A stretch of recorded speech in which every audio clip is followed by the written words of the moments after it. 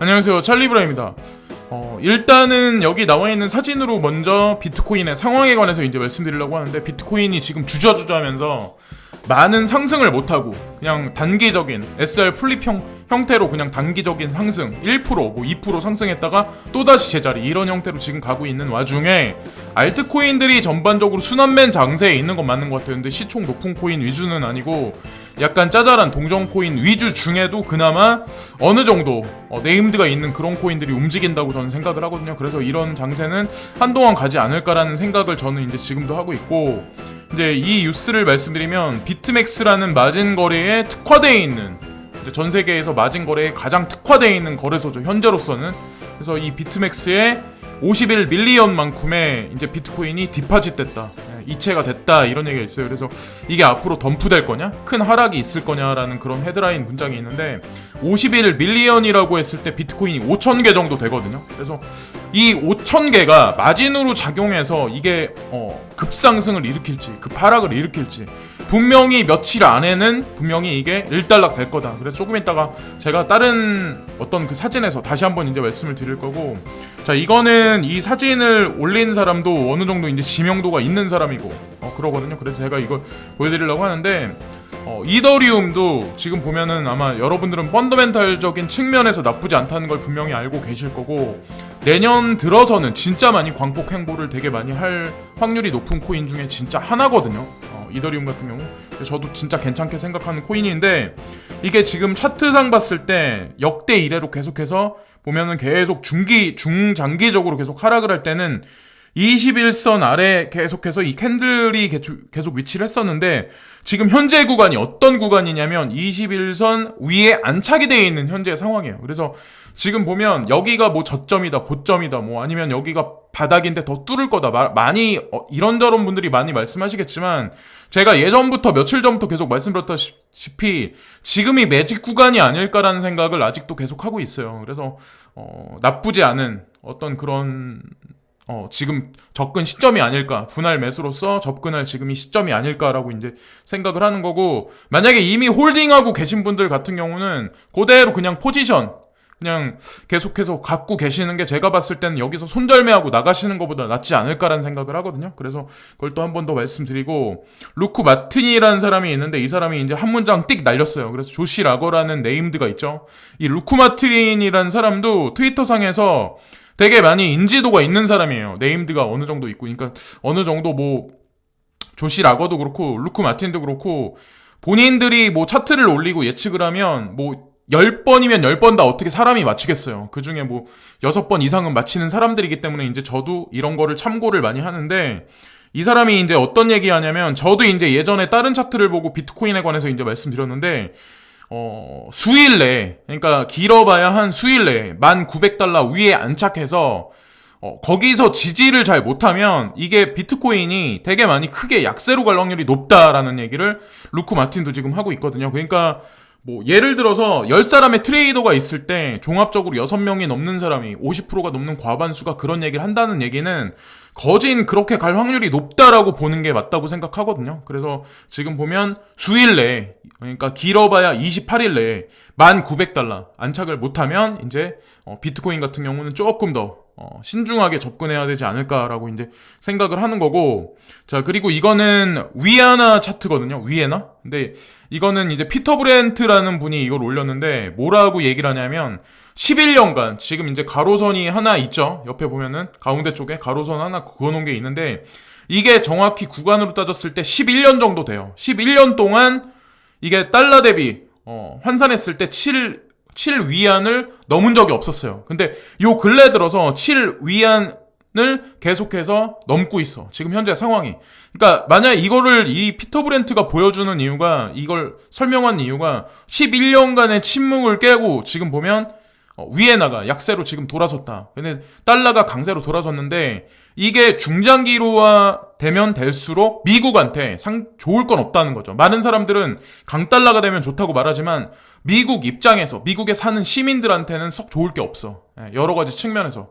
이제 그렇기 때문에 하반기 들어서는 뭐 FED에서 뭐 금리를 뭐 지금 유지를 시킨다, 아니면 뭐 어떻게 보면은 인하를 시킨다. 이런저런 얘기, 뭐, 하반기 가서 뭐, 양적 완화를 대대적으로 할 거다. 이런 얘기, 저런 얘기들이, 나오긴 하지만, 지금 현재의 구간을 위가 있는 어떤 이런 차트적인 관점의 상태를 계속 놔두면, 미국한테 부정적인 시나리오가 돌아갈 수밖에 없기 때문에, 결국에는 양적 완화나 금리 인하를 강하게 할 수밖에 없다. 그러니까, 중국에서 본인들의 자국의 화폐를 보호하기 위해서 여기다가 술에다가 물을 타고 이런 식으로 해서 뭐 본인들 화폐를 보호하니까 미국 같은 경우도 결국에는 양적 완화나 결국 술에다가 물을 타서 희석하는 어떤 그런 스탠스를 취하지 않을까라는 거를 우리가 지금 보면은 이 위에나 차트를 보면서 이제 어느 정도 예측을 할 수 있다고 생각을 하고, 이거는 네오거든요. 네오도 마찬가지로 이제 지금 보면은 진짜 짜잘한 알트코인들은 막 이렇게 반짝반짝거리고 막 이렇게 올라가는데, 뭐 질리카나 눈에 띄는 게 이제 특히나 이제 시빅인데, 사람들이 이제 웃긴 게 뭐냐면, 오르면은 좋은 코인이고 내리면 안 좋은 코인이야. 내렸을 때는 또 망할 놈의 코인이야. 그건 아니라는 거죠. 그러니까 내가 투자를 했는데 그 코인 개발사가 뭐를 하고 있는지, 도대체 그 개발자들은 뭐를 하고 있는지 트위터를 뒤져보시고 아니면 텔레그램 방을 찾아서, 그들이 영어로 말은 하긴 하지만 대충 분위기는 아실 수 있거든요. 그런 분위기를 보면 그렇게 계속해서 개발 진척도가 있거나 아니면 가타부에 뭐 코드가 계속 올라간다거나 이런 데 같은 경우는 죽을 코인은 아니라는 거죠. 결국에는 비트코인의 확장성, 비트코인이 상승하면서 그런 알트코인들도 시차를 두고 분명히 반등을 하고 같이 커플링 장세로 분명히 움직이고 나아갈 거라는 거죠. 2020년, 2021년까지. 그래서 그거를 한 번 더 강조해서 말씀드리는데, 네오코인은 상당 기간 지속적으로 계속 하락을 했고 횡보를 했는데, 지금 보면 이 친구 같은 경우도 지금 살짝 반등이 있는데, 지금 당장 들어가는 게 좋다는 얘기가 아니라 이 차트를 그려서 올린 사람이 하는 얘기가 뭐냐면, 아마 여러분들 다들 아시겠지만 계속 죽어있던 코인이 살짝 반등한다고 해서 급격하게 급상승한다는 법은 없어. 지금 시빅이나 질리카 같이.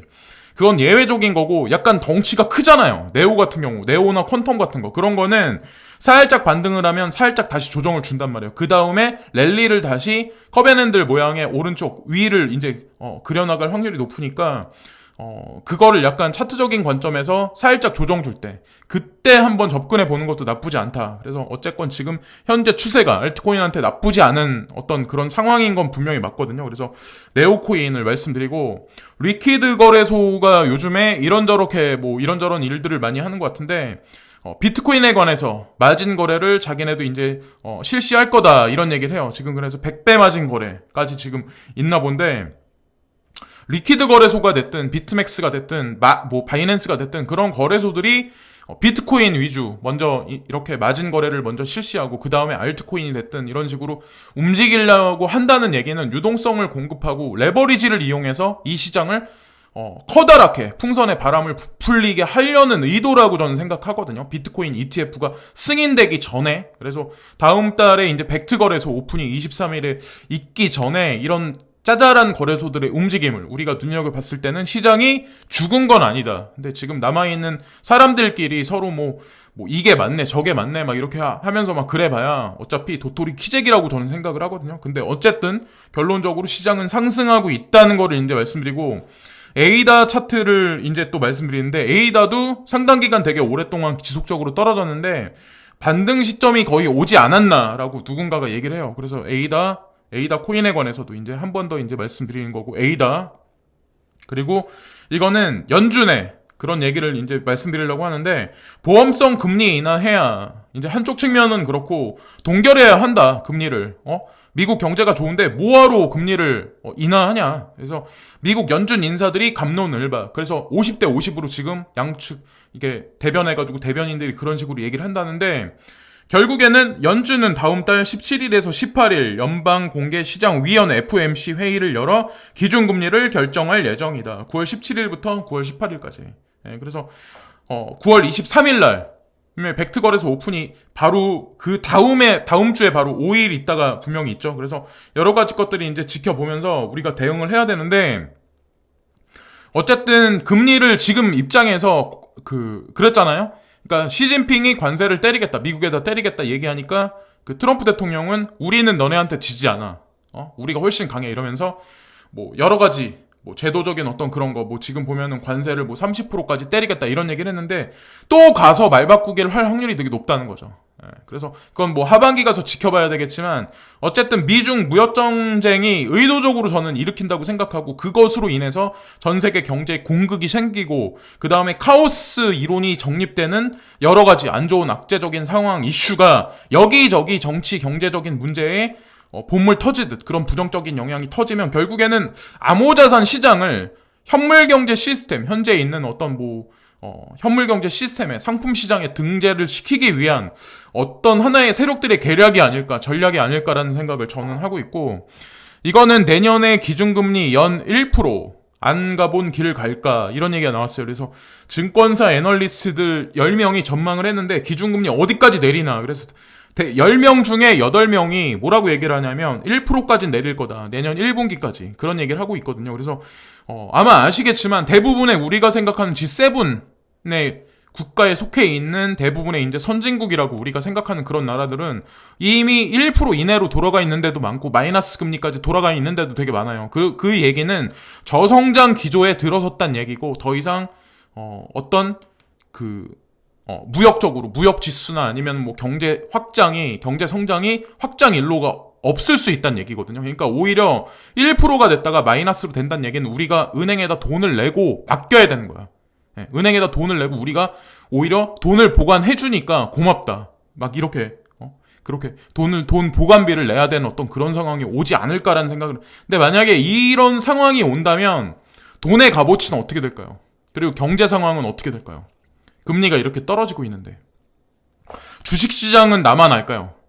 그러니까 저는 아니라고 생각하거든요. 거기다가 지금 뭐 MLF과 MLS 어떤 그런 뭐 채권 시장에 관한 그런 문제도 불거져가지고 많은 피해를 보신 분들, 그런 분들이 뭐 뉴스 매스컴에 나와가지고 이런저런 말씀들을 많이 하시는데 그런 걸 보면서 이제 제가 느끼는 거는 비트코인 ETF가 기준점이 돼서 그게 현물경제 상품 시장에 등재가 되면 여기저기 어떤 기존의 금융권에 있는 JP모건, 골드만삭스 이런 데도 마찬가지로 그거에 대한 투자, 그러니까 뭐 그레이스켈 자산운용사에서 운영하는 GBTC 트러스트 같은 거, 그런 거를 그들도 근데 뭐 한국의 국민은행도 될 수 있고 신한도 되고 우리은행이 될 수 있고 그런 은행들도 그런 식으로 움직이지 않을까라는 생각을 하는 거죠. 뭐 JP모건, 뭐 뱅크 오브 아메리카 이런 데는 더할 나위 없지만 그런 데도 먼저 선점을 해서 움직이긴 하겠지만, 자, 그래서 한국은행 기준금리의 추이에 관해서 이제 말씀드리면 2014년 5월 달에 이제 정점을 찍은 다음에 그 다음서부터 쭉 하락을 했어요. 그래서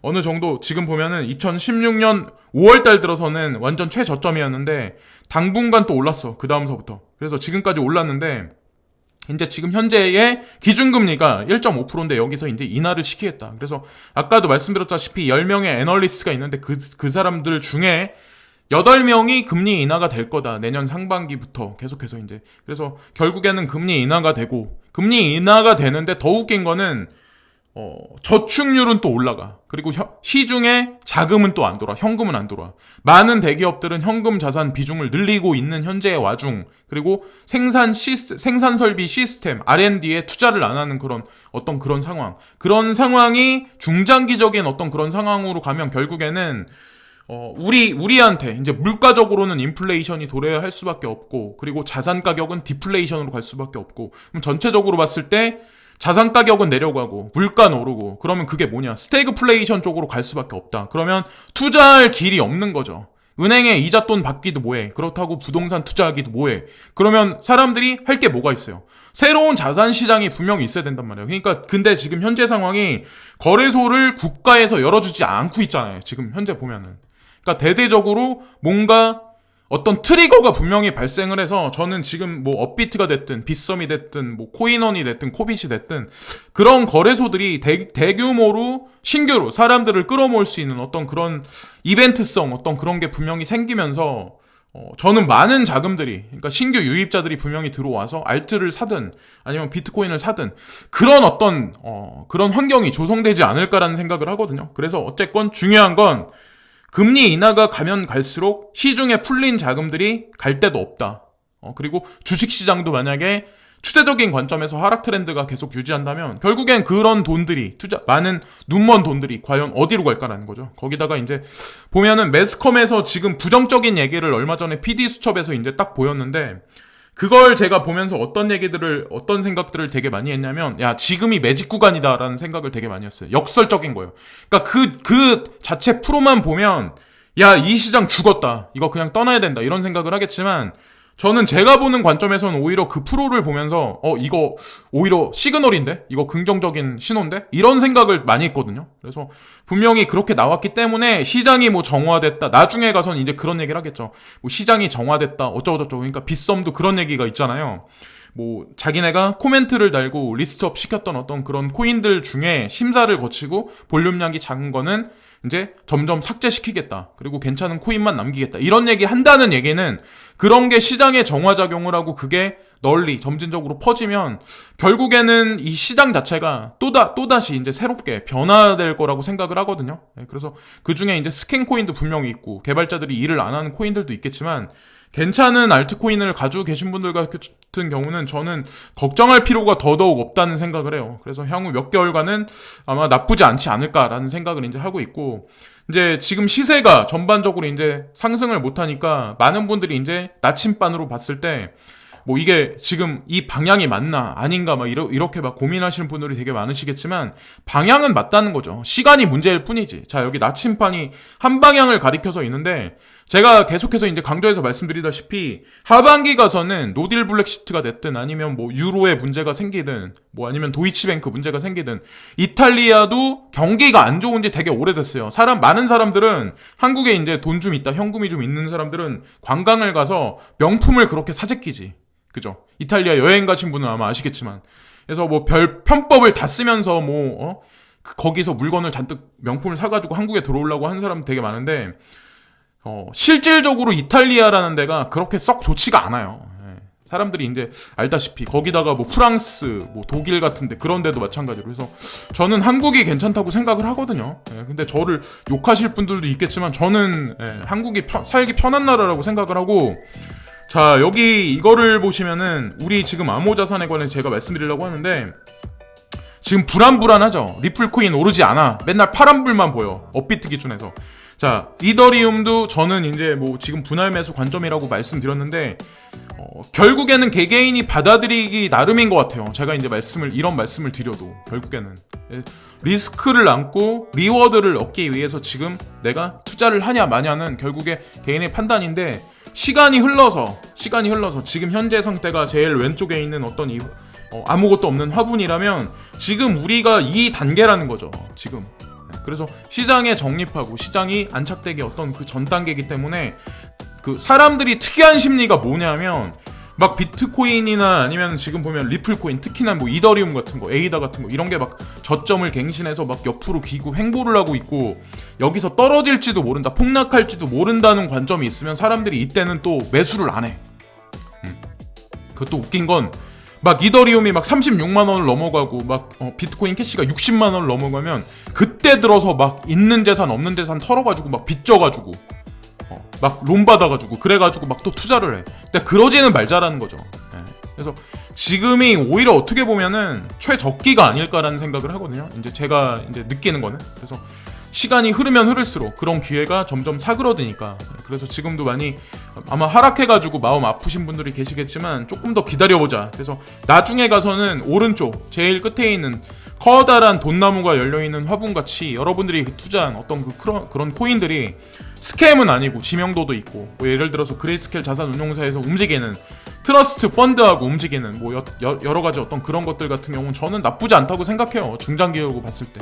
그래서 그런 관점으로 접근해서 보면 제가 봤을 때 끝에 결론은 분명히 나올 거라고 생각을 해요. 이걸 끝으로 이번 영상은 마치겠습니다. 지금까지 찰리 브라운이었고 오늘도 즐거운 하루들 되시고요. 항상 진심으로 감사합니다.